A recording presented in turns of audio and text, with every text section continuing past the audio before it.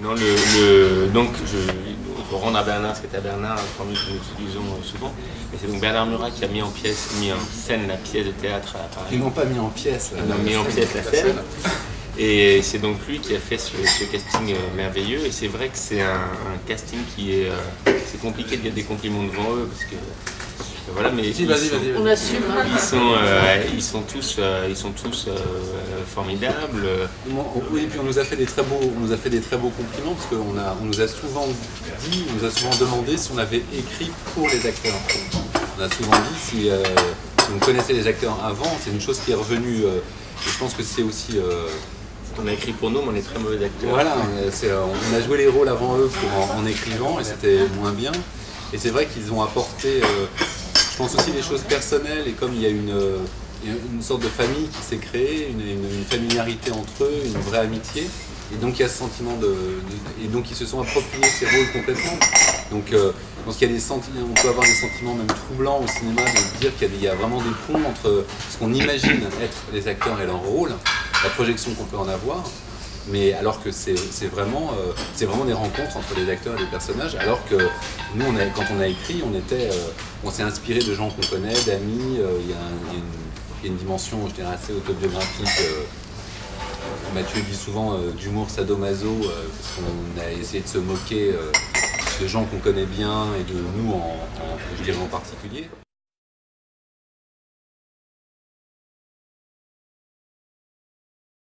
Oui, quand j'ai lu la pièce la première fois chez moi, au tiers de la pièce, je savais que ce serait un film.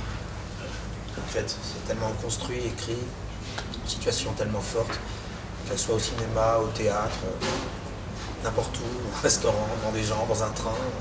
C'est une situation tellement énorme qu'elle avait sa place sur une adaptation cinématographique. En lisant la pièce, j'ai senti assez vite que, en deux mots, soit j'étais fou, soit ça allait être un gros succès, parce que je riais tellement, j'étais tellement embarqué dans cette mécanique à tiroir. Je trouve ça tellement ingénieux, je me faisais avoir, comme vous vous êtes fait avoir, j'imagine, en voyant le film tout à l'heure. Je me suis fait avoir vraiment tout le temps, jusqu'au bout. Je pleurais, j'avais des larmes. La première lecture qu'on a fait ensemble, qui restera un moment inoubliable pour... En tout cas pour moi, pour les auteurs, je ne sais rien, mais c'était... Si, je confirme. Il y avait deux auteurs, il y avait des agents, il y avait un directeur de théâtre, il y avait un théâtre prestigieux, il y avait des acteurs. Et pour eux, c'était leur première pièce, c'était un moment qu'ils attendaient certainement avec impatience. Et en fait, ils n'ont pas vraiment entendu leur pièce, ils ont vu 5 personnes se gondoler. Moi, personnellement, je n'arrivais pas à finir une phrase.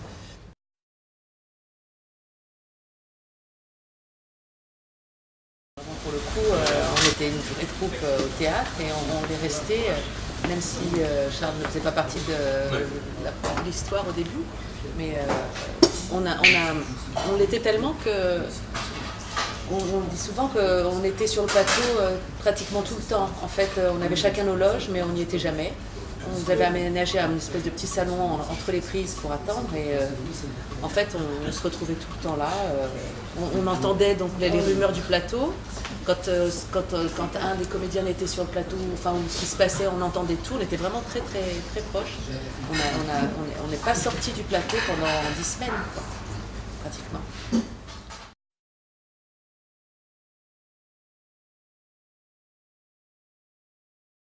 Et que dans le film, on a pu jouer enfin que pour nous, si j'ose dire. C'est-à-dire que la caméra venait tellement proche de nous qu'on pouvait jouer face à face, comme on est là, assis tous ensemble. Alors que pour le théâtre, on est obligé de tricher techniquement notre voix, nos positions, etc. Là, on a pu explorer les personnages vraiment de l'intérieur, pour nous, entre nous, quoi, avec les deux réalisateurs, et essayer de se nettoyer, si j'ose dire, d'oublier tout ce qu'on avait fait pendant 250 représentations pour arriver sous leur nouvelle direction d'acteur. Et ce qu'il y a de super dans leur montage, parce que nous on leur a fait confiance, on était bien naïfs, on a dit oui, mais on ne savait pas ce qu'ils allaient faire de nous. Ce qu'il y a de génial, c'est que comme le dialogue, c'est extrêmement bien écrit, que la situation est imparable, la montée dramatique est imparable, une fois que la cocotte minute se referme, elle est prête à exploser, on ne peut pas tout vous dire, vous verrez. Mais ce qui est vraiment super, c'est que comme c'est très bien dialogué, grâce à leur montage, il y a le double effet qui se coule. C'est-à-dire que non seulement la réplique est drôle, et en plus, il y a un plan sur celui qui reçoit la réplique dans la figure. Donc on rit 2 fois, quoi. Et au théâtre, on suit plutôt celui qui parle, techniquement, quoi. c'est toujours un plan large, on regarde l'ensemble et c'est plutôt celui qui parle. Là, grâce à ce qu'ils ont choisi de raconter avec leur caméra, on a une double saveur, quoi, et de l'écriture et du jeu, du coup, et de beaucoup sur les écoutes, donc c'était très très très marrant à faire.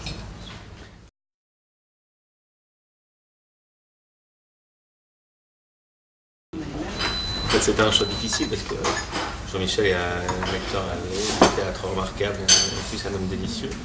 Mais c'est vrai qu'il faut dire que la distribution du théâtre était un choix de Bernard Murat. C'est pas nous qui avons choisi les acteurs. On était ravis de la distribution. Mais Jean-Michel Dupuis est un peu plus âgé que Patrick et que le reste de la bande.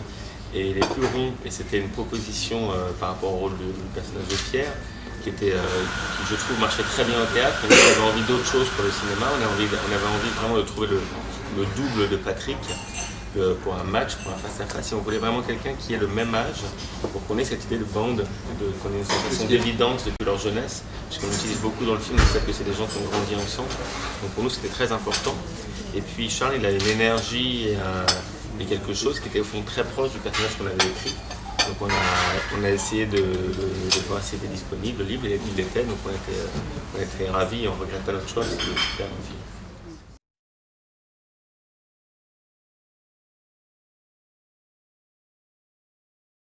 Première lecture, première sensation qu'on a eue en lisant, qu'est-ce que ça nous a dit, et de ne pas perdre ça. Et donc, en perdant pas ça, on revenait aux fondamentaux, avec plusieurs propositions, avec une complicité qui est rare. Franchement, enfin bon, j'imagine que chaque fois qu'un film vient, vous avez une équipe ici qui dit à peu près la même chose.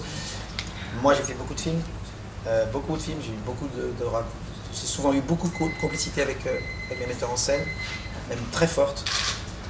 Là, c'était vraiment énorme parce qu'il y avait quelque chose dans le processus de création qui était très jouissif parce que eux ne dénaturaient pas leurs pièces par bonheur. On avait les metteurs en scène qui avaient écrit, donc qui gardaient la quintessence de leurs pièces, qui n'essayaient pas de s'approprier un film en laissant de côté la pièce. Ça, c'était très important. Et ils ne pouvaient que la sublimer parce qu'ils n'étaient pas forcément amoureux de ce qu'ils avaient écrit. Et ils ont même renoncé à des choses, ils ont sacrifié des moments ou des choses, ils ont changé quelques répliques. Ils s'étaient accrochés à rien, quoi. Et qu'à des idées nouvelles, qu'à des tentatives. Moi, je suis très friand des tentatives. Ils venaient pendant la pièce, parfois à 9h-5, me dire « Tiens, ce soir, on a une petite idée, tu veux pas tenter la réplique, là, elle peut être drôle ». Je suis malléable pour ça, j'aime ça. Ça m'amuse de prendre le risque d'aller tenter un truc. Au pire, de se prendre un vide, ce qui n'est pas arrivé, puisqu'à chaque fois que la réplique proposée était... Donc ça a été génial, ça a été un moment de rêve. Et c'est vrai qu'aujourd'hui, si pression il y a, c'est avec ce que tout le monde nous annonce qu'il va y avoir une pression parce qu'on commence à avoir des réactions qui sont tellement...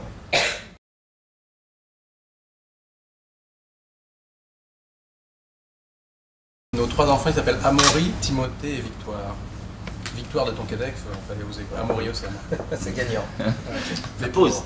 Oui, il faut penser au nom de famille qui est derrière. Il faut y aller. Quoi. À toi, Judith. Moi, j'ai un petit garçon qui s'appelle Lino et une petite fille qui s'appelle Farah. Ça ne crée aucune émotion. Mais si, je suis une fille. Mais non, tu les entends pas à l'intérieur. À l'intérieur, c'est... L'intérieur, c'est le tonton flingueur, une drôle de dame. J'ai un ami qui m'a dit ça à la naissance, qui m'a dit c'est les barbouzes et les drôles de dames qui vont être contents. C'était très joli d'ailleurs. Alors moi, mon fils aîné s'appelle César et mon second s'appelle Abraham. C'est un peu les alcooliques anonymes. Oscar et Léon. Tu le dis vite comme ça? Parce que ça se sait un peu. Oscar et Léon, oui, voilà. 2 prénoms qui ne suscitaient pas de diminutif.